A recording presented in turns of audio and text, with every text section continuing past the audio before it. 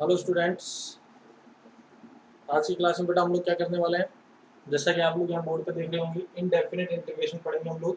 Chapter number 7 है NCERT book का। ठीक है, क्लास 12 के लिए है बेटा हमारा ये। ठीक है, इससे पहले हम लोग डिफरेंशिएशन कर चुके हैं बेटा। डिफरेंशिएशन क्या होता है, कैसे फाइंड करते हैं, वो हम सब देख चुके हैं बच्चों। ठीक है, अब आता है इंटीग्रेशन। इंटीग्रेशन को दो पार्ट में डिवाइड करते हैं बेटा हम लोग, डेफिनेट इंटीग्रेशन और इनडेफिनेट इंटीग्रेशन। तो सबसे पहले देखते हैं कि इंटीग्रेशन होता क्या है बेटा। इंटीग्रेशन तो अभी मैं केवल मैथमेटिकली चल रहा हूँ, केवल मैथमेटिकली आपको डिफाइन करूंगा कि इंटीग्रेशन में हमको क्या करना होता है। तो हम कहेंगे integration integration integration is reverse process of differentiation. Integration is the reverse process of differentiation.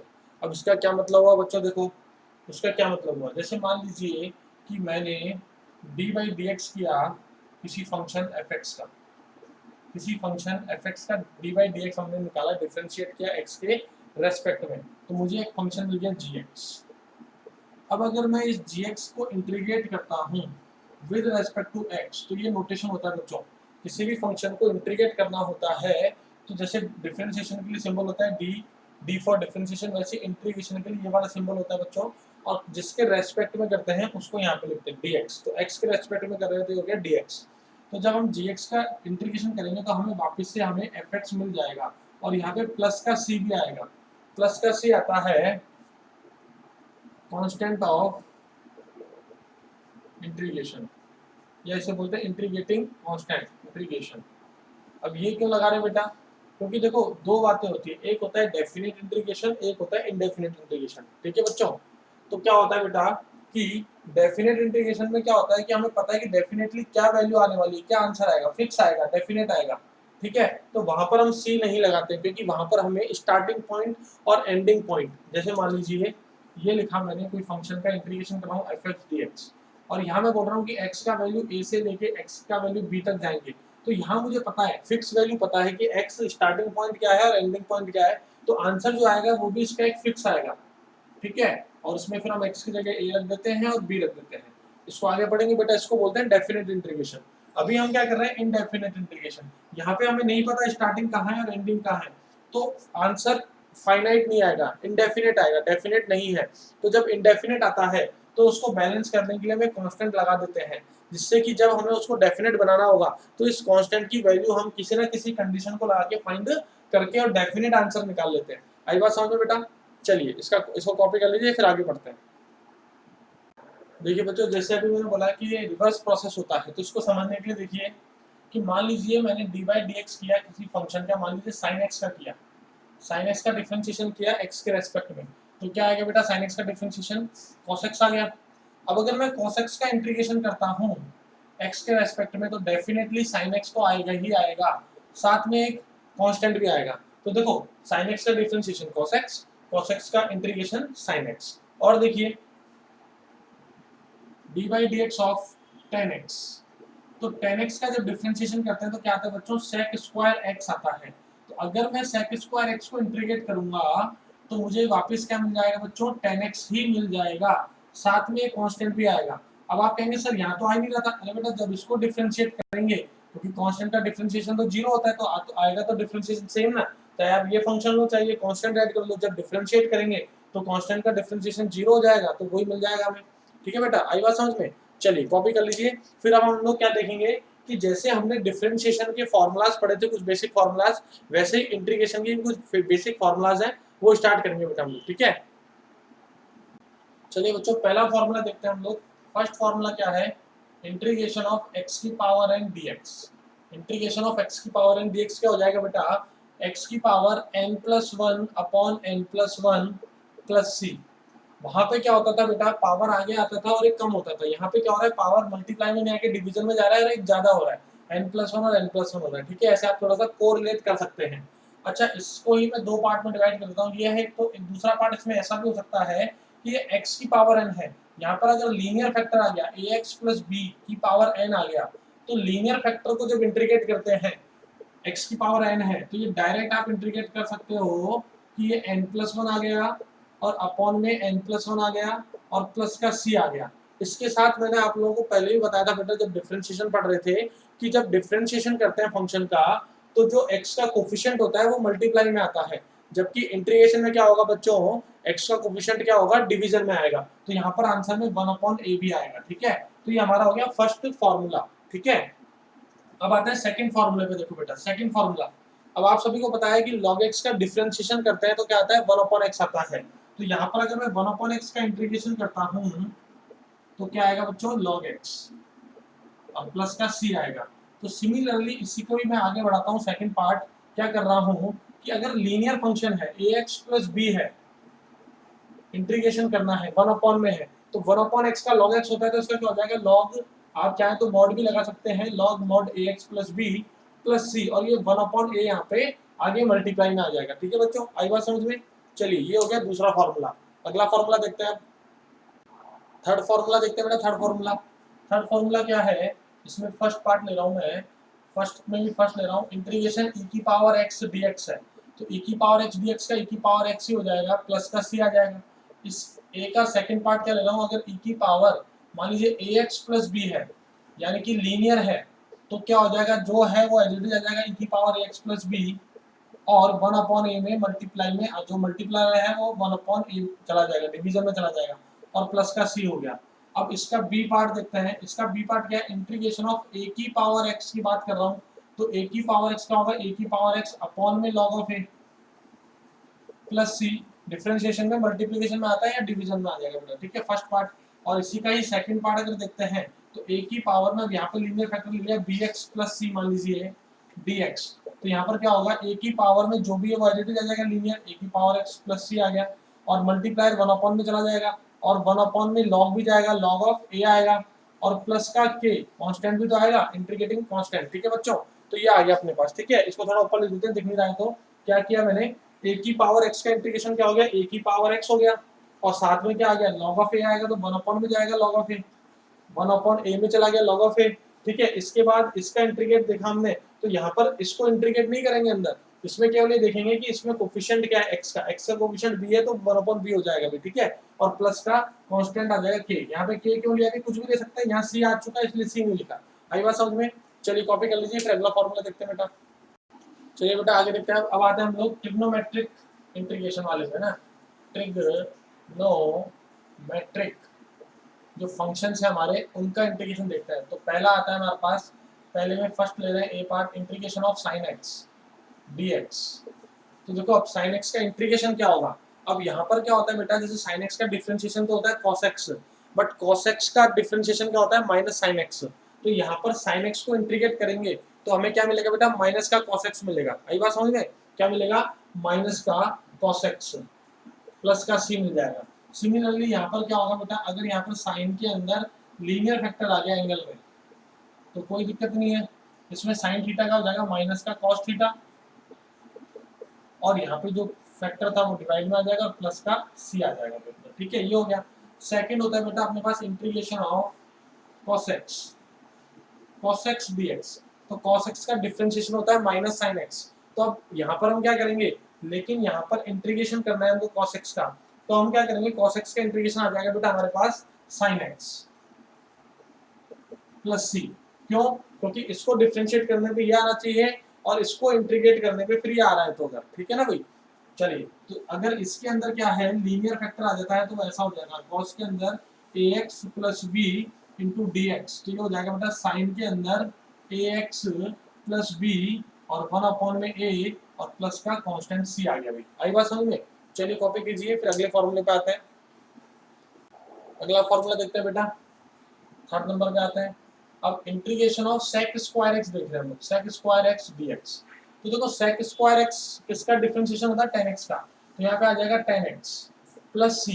Similarly अगर इसको भी दो पार्ट में कर दूं मैं, कि भाई sec स्क्वायर x की जगह ax प्लस b है, लीनियर है, तो कोई बात नहीं, उसका answer tan of ax plus b आएगा, और साथ में 1/a आ जाएगा प्लस का c। ठीक है बच्चों, आगे बात यहाँ तक समझ में? चलिए फोर्थ पे आते हैं इंटीग्रेशन पे। इसमें भी ए पार्ट लिखते हैं cosec स्क्वायर x। तो कॉटेक्स को जब डिफरेंशिएट करते हैं तो माइनस का कोसेक स्क्वायर एक्स आता है, तो कोसेक स्क्वायर एक्स का इंटीग्रेशन हो जाएगा माइनस का कॉटेक्स प्लस सी। और सिमिलरली अगर इसमें भी लीनियर फैक्टर आ रहा है एंगल में, तो ये हो जाएगा माइनस का कॉट और लीनियर फैक्टर ए एक्स प्लस बी और ये 1/a और प्लस का सी। तो ये हमारे क्या हो गए, कुछ ट्रिग्नोमेट्रिक फॉर्मूले होंगे बेटा। चलिए कॉपी कर लीजिए, फिर आगे बढ़ते हैं। अगला देखते हैं बेटा इसके अंदर फिफ्थ वाला, देखो फिफ्थ पॉइंट, फिफ्थ में भी ए।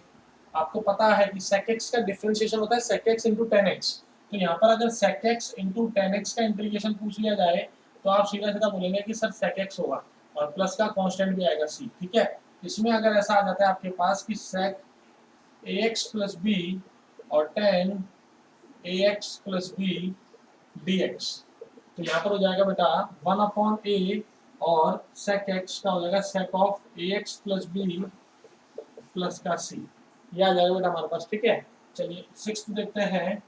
इसमें फर्स्ट कोसेक x का डिफरेंशिएशन होता है माइनस का कोसेक x cot x। तो यहाँ पर अगर कोसेक x cot x की बात कर रहा हूँ मैं, cosec x into cot x dx, ये आ जाएगा माइनस का कोसेक x प्लस का c।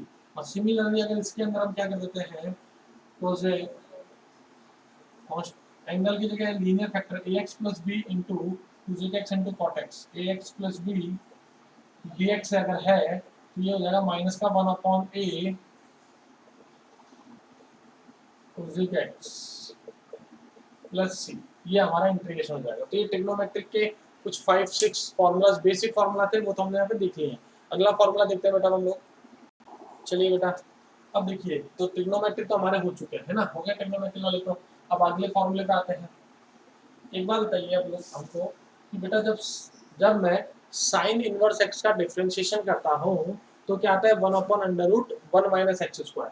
तो यहीं पर अगर मैं लिख देता हूँ कि अगर ऐसा आ रहा है 1/√1 माइनस एक्स स्क्वायर को इंटीग्रेट कीजिए, तो आप क्या कहेंगे, सर इसका तो साइन इनवर्स एक्स हो जाएगा प्लस का सी।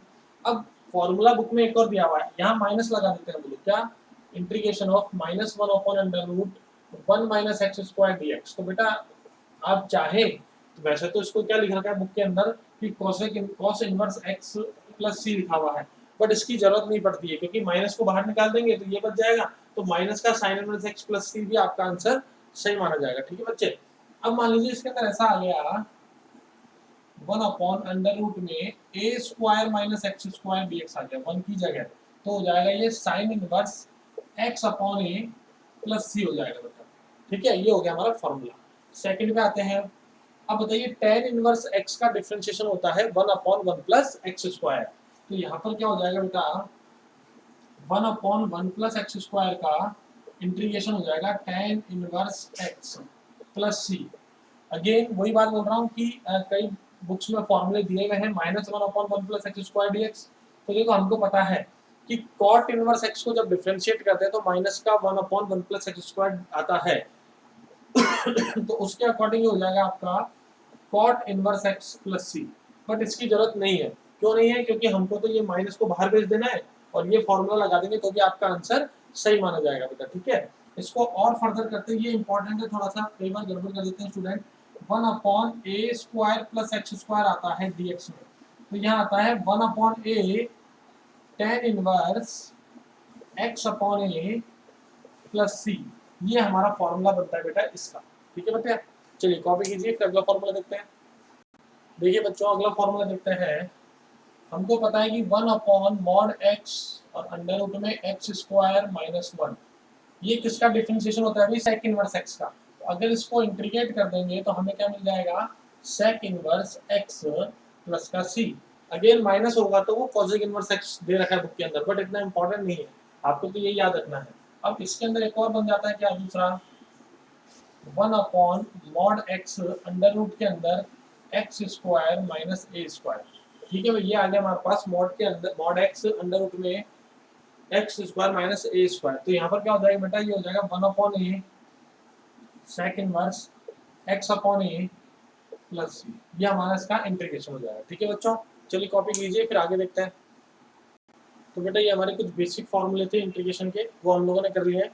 अब देखिए इसमें क्या होता है, थोड़ा सा एक नॉलेज और देखता हूँ आपको इम्पोर्टेंट, कि जैसे मान लीजिए इंटीग्रेशन ऑफ के डी एक्स आ गया, के क्या है हमारा कांस्टेंट है, तो कांस्टेंट तो क्या होता है बेटा बाहर आ जाएगा, ये हो गया 1 dx, और 1 का इंटीग्रेशन हमेशा क्या होता है बेटा x होता है, x कैसे आएगा, ये आ जाता है k इंटू एक्स की पावर 0 इंटू डी एक्स। अब x की पावर n वाला फॉर्मूला लगाएंगे तो इंटीग्रेशन ऑफ k dx जो आता है वो आ जाएगा kx, और प्लस का c भी आएगा क्योंकि कांस्टेंट भी आएगा इसके साथ, है ना, क्योंकि लिमिट नहीं दिया हुआ है हमको।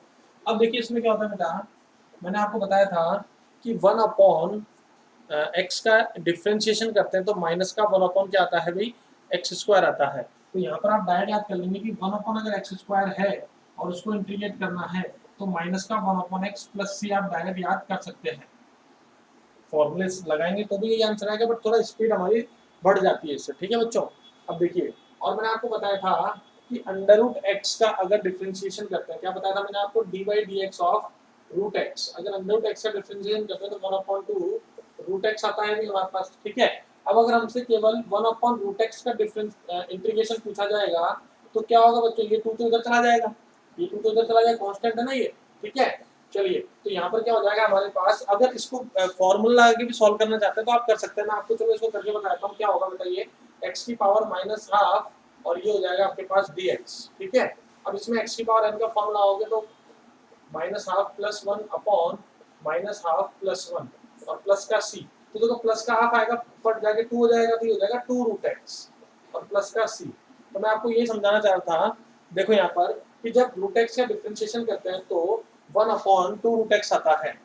अगर मेरे से केवल ये 1 अपॉन रूट एक्स का इंटीग्रेशन पूछ लिया जाए तो ये 2 उधर चला जाएगा, तो डायरेक्ट इसका आप याद रख लें 2 रूट एक्स हो जाएगा, 2 रूट एक्स हो जाएगा, प्लस का कांस्टेंट तो आएगा ही आएगा, ठीक है बच्चों। तो ये कुछ बेसिक फॉर्मूलेज हैं जो आपको याद होना चाहिए, और बेसिक इनको भी मैंने एज ए फॉर्मूला ही बता दिया है, ये भी आप याद कर लें, ठीक है बेटा। तो आज की क्लास में हम लोगों ने क्या देखा बेटा कि इंटीग्रेशन क्या होता है, इसका बेसिक नॉलेज और बेसिक फॉर्मूलाज देखे इसके, है ना। अगली क्लासेस के अंदर हम लोग क्या करने वाले बेटा, जो एनसीईआरटी के बुक के अंदर आपके एक्सरसाइज 7.1, 7.2, 7.3 दिए हुए हैं, उनको हम एक एक क्लास के अंदर एक एक क्वेश्चन को सॉल्व करने वाले हैं, ठीक है बच्चों। और आफ्टर दैट जब कंप्लीट हो जाएगा उसके बाद जो भी इंपॉर्टेंट एग्जाम्पल्स भी होंगे आपके एनसीईआरटी के, वो भी मैं अपनी क्लास में कराऊंगा, ठीक है बच्चों। तो आप लोग जो भी स्टूडेंट न्यू स्टूडेंट हैं वो लोग मेरे चैनल को सब्सक्राइब कर दें, जिससे कि, और बेल आइकन को भी दबा दें, जिससे कि जब नया वीडियो अपलोड करूंगा मैं इस क्लास का तो आपके पास नोटिफिकेशन आ जाएगा। और अगर आपको अच्छा लग रहा है तो लाइक बटन भी दबाएं, कोई डाउट है कोई प्रॉब्लम है तो कमेंट बॉक्स के अंदर कमेंट करके पूछ सकते हैं कि क्या डाउट है। और उसके साथ साथ आपको शेयर भी करना है, ज़्यादा से ज़्यादा शेयर करने से होगा बेटा कि आपके जैसे और जितने भी स्टूडेंट्स हैं, जितने भी आपके फ्रेंड्स हैं जो नीडी हैं, जिनको ज़रूरत है, वो घर बैठ के पढ़ना चाहते हैं तो मेरे चैनल से वो आराम से पढ़ सकते हैं बेटा, ठीक है। तो आई होप कि आप लोगों को समझ में आया होगा। अभी तो वैसे आज हमने कुछ ज़्यादा खास पढ़ा नहीं है, केवल फॉर्मूले पढ़े हैं इंटीग्रेशन के। अगली क्लास में हम लोग क्या करने वाला है बेटा, 7.1 स्टार्ट करेंगे बेटा, ठीक है। चलिए मिलते हैं अगली क्लास में, तब तक सभी अपना ध्यान रखिए बेटा, ओके, टेक केयर।